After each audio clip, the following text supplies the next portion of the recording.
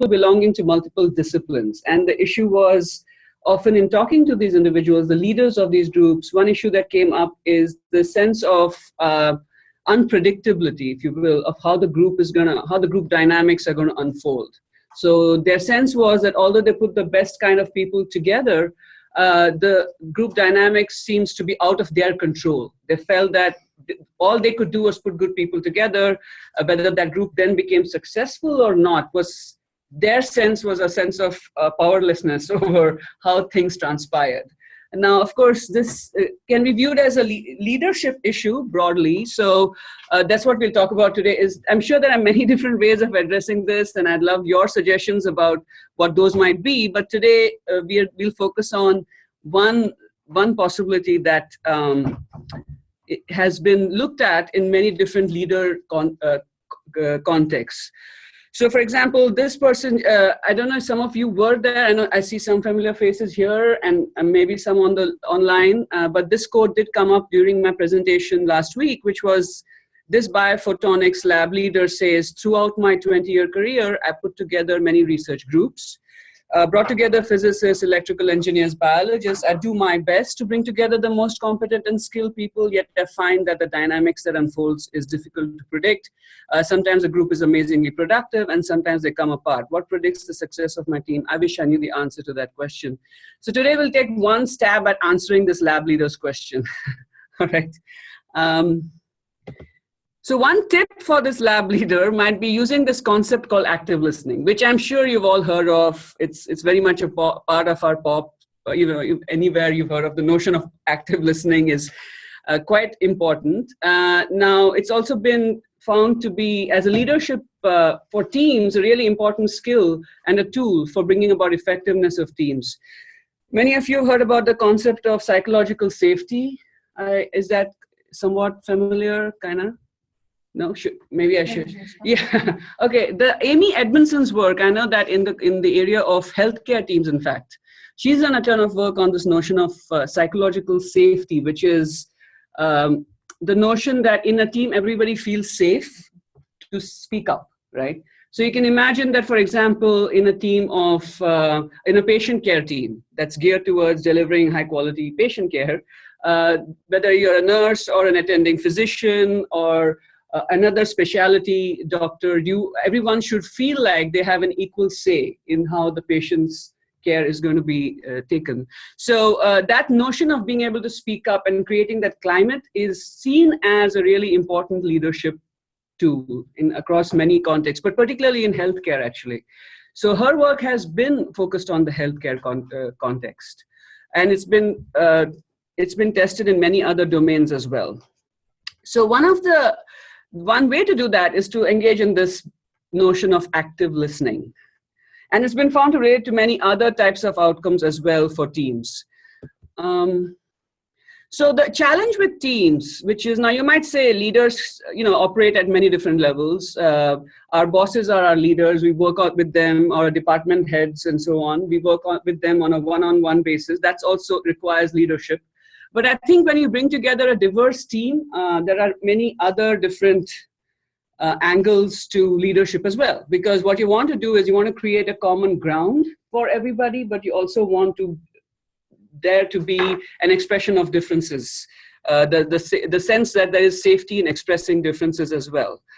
So one of the things, that we see that the kind of the dysfunctional side of things, which is what active listening is meant to overcome, are on two sides of that. The first bullet of that slide, you see something called avoidance and polarization. Avoidance is this notion where when you talk, and this is shown up in the research, not in a multidisciplinary context, but say in a global software development team where multiple cultures are involved. And you can see that there'll be some parallels to the types of teams that are multidisciplinary, where you might have a team member saying, we don't have a problem. We know how to work with diversity. It's really not an issue. Gender is not an issue. Cultural differences are not an issue. But the reality is the team never maximizes its potential. It's never really able to, have a performance at the highest levels. So that's one, kind of dysfunctional dynamic that's been observed in teams. And And the other side of things is complete fracture, complete polarization, where the folks in France don't speak to the folks in Palo Alto, don't speak to the folks in India, right? So there is a complete fault line type of breakdown. So that's actually more visible. And some ways you might say people then take steps to address that. But the avoidance one is where, which I think is a little more under the surface and harder to really extract, right? So one of the things that, again, going back to the issue of active listening, I think from a team leader standpoint, that becomes an important, I think, challenge to overcome. And that requires both of these things, which is both listening and understanding differences, but also finding a common ground. So that's kind of the challenge of leading teams, which is different from, say, leading I don't know, in this political climate, being a political leader, apparently, the bar is much lower. But and leading a team, I think you need to do both. This is understand differences and find common ground. And then through listening, you can prioritize and decide what you want to do as a group. But the first step is to understand where people are coming from, right? So that's the basic message here. By the way, can we stop for questions, or if people, that's okay with this format too, right? So feel free to jump in. I feel like I'm talking a lot. And also, I should have said this at the outset. This is a new format, as you guys said, but this is the first time what I'm going to try today has ever been done this in a dispersed fashion too. So the whole thing might just not work out. So it may be a short meeting. But on the other hand, it might work out and we can try it now from future only in virtual settings too. So, it's all up to you guys now. I'm actually not going to talk so much today like I did last week. I'm just laying out some of the background stuff, and then I'm going to hand it over to you guys to take this any way you want. All right. So this is the last thing on that slide, which is the other problem, you heard of groupthink. So apart from psychological safety, a related issue is groupthink, where people are afraid to express differences of opinion. And so then groups just talk about redundant information. And as you can see, that would also be a problem in any kind of a diverse team, whether that's around expertise or skills or anything like that. So the issue with active listening is it opens up the avenues to discuss tough issues and not just easy issues. So here's the checklist of active listening. This sounds it's the pop version. Help the person feel like they're the only one in the room. Keep opinions out of your own opinions. Now, we all have opinions in every discussion, and some of us may have really strong beliefs and opinions. But in bringing about active listening, one key is to keep that out of it, which can be challenging. Listen to what other people are saying, even though you may not agree, but from their point of view, right? So again, this you can see in the political climate today how important that is, but really it's suspending your own beliefs and trying to understand what the other person is trying to convey.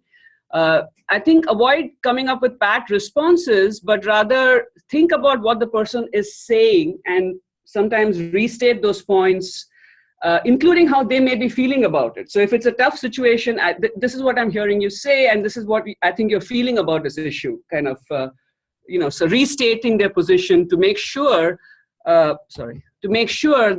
that person, that the people on your team feel like they're being understood, at least one is making an effort to understand. And this is the whole thing, just, that back and forth between the people in your group and yourself is what active listening is all about. And constantly clarifying and acknowledging the other person's thoughts and feelings is what active listeners do. All right, I think that's the checklist. So, and we can come back to this because the rest of the exercise is, now that you've seen this checklist, you know exactly what to do, right? Now you have, the challenge today is going to be to read the story and then practice these skills. Okay, that's what we're going to try out. And it kind of looks like it's like a the Cosmo quiz. It's like 10 things you have to do, and then you'll be a great leader. But it's actually tough to do often, especially on certain topics, and when there are strong differences of opinion.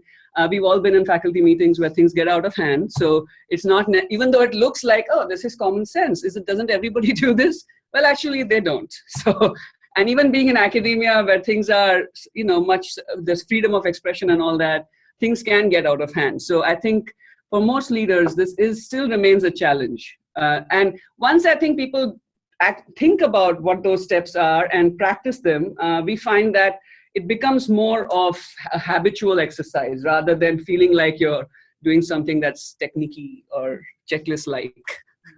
Right? So that it becomes more a habit. I think that's what we're trying to get at. So although it looks commonsensical, I think through our own experiences, we know that people don't often follow this checklist. Many leaders don't, in fact. And so the trick is to keep trying it out. All right. Okay. All right. So now we're going to turn to this ancient tale, and I'm going to ask. I don't know what's the next. Okay. This is the after that is the debrief. All right. So this is the ancient tale exercise. I'm going to hand it to our group members, the folks here who are going to. We have 6 people here. I think that can be one big group. Okay. So hang on, those of you who are coming in through Zoom. We're gonna, I hope, figure out how to get it up on the screen for you. That's my hope.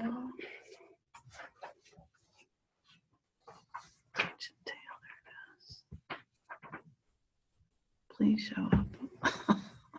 Can you folks see it online? You're good. Yeah. Just maybe make it scroll bigger up a little bit and bigger. Yeah.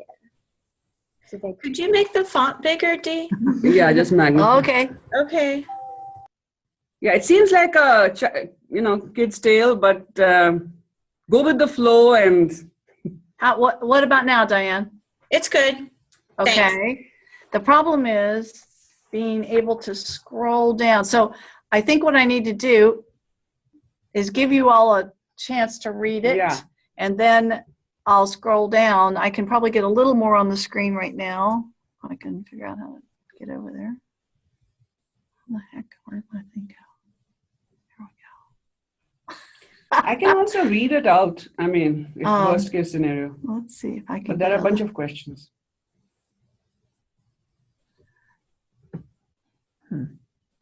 I don't see any way to have the larger font and get it all on the screen at once. So why don't we give everybody a minute to read it? How about that?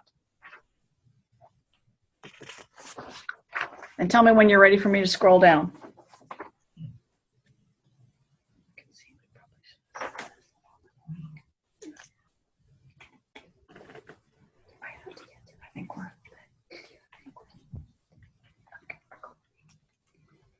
I think in the future we can see, we probably should have sent this out with the Zoom invite or something. So I apologize for that.